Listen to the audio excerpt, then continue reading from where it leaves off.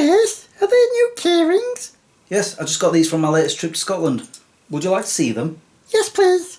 Ooh, I like keyrings, which makes sense because I'm your clone. No, Percy, I'm not a pervert like you. Anyway, let me show you what they are. I've got this little mini flask. And no, it doesn't fill up with whiskey, it's just a fake. Also got this one that says Loch Ness in the style of Jurassic Park.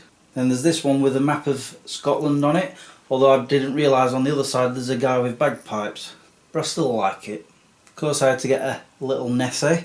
It's very cute, I really like it. One of my favourites from the trip. Also a few from Harry Potter, like this golden snitch. I wonder if I could use it as a bottle opener. And this is the Harry Potter time turner. It just looks like the real thing. Just watch how I turn it like this, see? And it flips upside down and...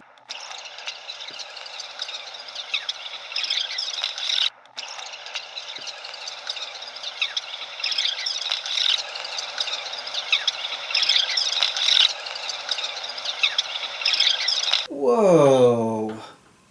This could come in handy in the future.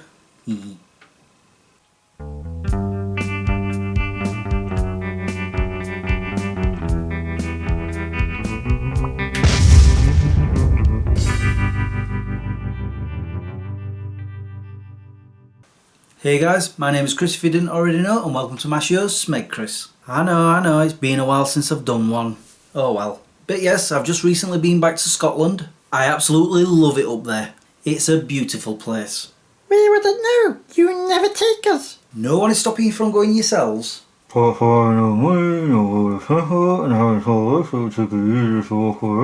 Anyway, I have loved Scotland for many years. I first went there when I was about 8 years old with my family, but I have very few memories of that time. Although I do remember something from when we were on Loch Ness. We all decided to go on a boat ride. My parents were in the inside of the boat and I was on the outside with my brother Philip and my uncle Lee, and my uncle decided to tell my brother that he could see Nessie in the water, to which my brother Philip ran screaming it back into the boat at the top of his voice. That's funny. But to be honest, I can't really remember anything else from that time. I mean, come on, it was what, 36 years ago? Yep, I'm that old. Then back in the year 2000, my friend Martin and I decided to go camping up there. The first place we stayed was for 2 nights at Loch Lomond. I think the place is beautiful, just a tad boring. Oh, and that tent we were using was so bad, we decided to stay in B&Bs for the rest of the trip. So the first place we stayed in a B&B was Fort William, where I discovered an amazing road in Glen Nevis. One of the things I remember about that time was I managed to get Martin to go up on one of those cable cars up the mountain, up to this restaurant, and he didn't like it at all. I thought it was amazing, I loved it. But on the next day, Martin wanted to go to Island Doonan, a castle that was famous for being in the movie Highlander. I don't know why I keep doing this with my hands. Stop it. However, we learned a valuable lesson while we were there. Don't visit Island Doonan while the tide is out. It smells worse than Vanessa Feltz's undercrackers. Oh yeah. Because I imagine that's what rotten fish and seaweed smells like. The next B&B we stayed at was at a place called Drumnadrochit, which is virtually next to Loch Ness. And I remember my friend Martin didn't want to go out on a boat ride there. I wonder if I told him that story about my Uncle Lee scaring my brother. We then stayed at a place in Aberdeen where I got the worst bed ever. It was broken in the middle, so I was arched. I blame that for my snoring because I don't normally do that. You sound like a frog. But one thing I will tell you about Aberdeen, I mean, it's beautiful, but it's confusing. Honest to God, after we left a car park, we circled that car park at least 3 times before we could find where the B&B was. So I'm guessing that's why I don't venture there that often. Then for our final B&B, we stopped at Edinburgh. Honest to God, I fell in love with that city. In fact, it was that trip where I fell in love with the whole of Scotland. The amazing mountains, the spectacular lochs, the fantastic roads, the gorgeous architecture, We get the picture, you love Scotland! A year later I decided to travel around Scotland by myself. I drove all the way up to Scotland, all the way up to Fort William, all the way up Glen Nevis, and then back down again. What? I did say that road is amazing. On the same day I travelled all the way up to Drumnadrochit so I could go on a boat ride. I wanted to do it because I didn't get the chance the year before. And then I drove as far north as I possibly could until my eyes started closing, and that's when I knew I had to stop. So I just parked up in the middle of nowhere and slept in the back of my car. Let me tell you this, that was no fun. I had a little Nissan Micra at the time. I'd have had more space in a rucksack. But the next day I got back on the road and soon enough I was at my destination. I parked up in this little car park and I trekked all the way to a place called Sandwood Bay. It was the whole reason I went back up to Scotland, because I'd seen a picture of it on a calendar and I had to find it. This was easy because there was no Google Maps or sat-navs at that time. I relied on a real map. However, as I mentioned on a previous video before, I kind of got lost going back to the car. I got to the beach and then I thought, I'll go up onto the mountain, took some photos, and I thought instead of going back all the way down to the beach to go back on the trail, I thought I'll just go over the mountain to get to the trail. And I lost my bearings. But I did eventually find it and I eventually got back to the car. And then I drove all the way along the north coast to Dunnet Head. I don't know why I keep doing this with my hand. I really don't.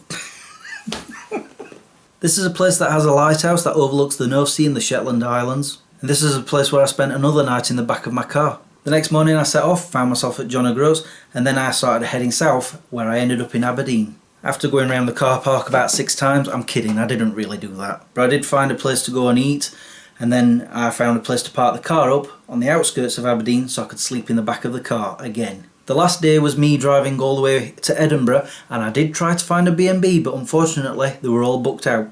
So I just did the next natural thing. Did a bit of shopping, jumped back in the car and drove all the way home. That was quite a long trek. Let me put it this way, I am so glad that my current car has cruise control, because after that trip my right leg felt like lead from all the accelerating I was doing. Over the following years I did return to Edinburgh a few times, however it wasn't until 2009 before I returned to the Highlands. I went with my best friend Joe and we had a better tent to sleep in. First place we stopped was Fort William, pitched the tent, and then we just, climbed up Ben Nevis like you do. We then stayed at a place just outside of Drumnadrochit, but we still went for a boat ride on Loch Ness. I'm guessing I didn't tell her the story about my uncle. Eventually we ended up at Sandwood Bay, and that's where we pitched our tent for the next night. I tell you, when I first visited Sandwood Bay in 2001, I decided there and then that one day I would sleep at Sandwood Bay in a tent, and I was so happy that I got to do it. And I have to say, I had the best sleep ever of my life. And at least that time I didn't get lost on the way back to the car. We then stopped at a place called Dunbeef, not really that much there. And then we went to Aberdeen and we ended up going around that car park at least 5 times. I'm joking, it only happened that one time. However, by the time we got to Edinburgh, everything we owned was a little bit on the damp side, so we stayed in a B&B. The whole trip was one of my favourite holidays. Again, we wouldn't know. Shush, Fwed. I did return to Edinburgh in 2015 and again back to the Highlands in 2016, which also included the Isle of Skye, but I've mentioned them in previous videos before. But the reason I'm talking about this is because I've just been back again. Well, about 4 weeks ago. It's because I've been lacking on the making of videos. It may have been a bit wet and I did struggle up Ben Nevis, but I got to visit some places I'd never seen before, like Mallaig and Glenfinnan. I got to see the original Hogwarts Express, and I found out that Harley loves boat rides because we went on a fantastic cruise on Loch Ness. Harley and I had an amazing time. It was fantastic. But don't just take my word for it, you can check out the vlogs that I made on my second channel. You're just advertising yourself again. I think he just wrote in that he goes on these adventures with Atlas. You may both be right. But I'm sure that sometime in the future I'll return to Scotland again. I actually want to go back to Sandwood Bay and camp there again. As long as I don't get lost again. I could go on and on about Scotland, but I'm not going to do that. I think I've taken up enough of your time. With that being said, it's now time for me to go. So I shall say thank you for watching and subscribing if you have, and liking this video if you did. Until the next time, peace out. I really hate it when he does this to us. It's so annoying. We should sneak into where the wagon at for.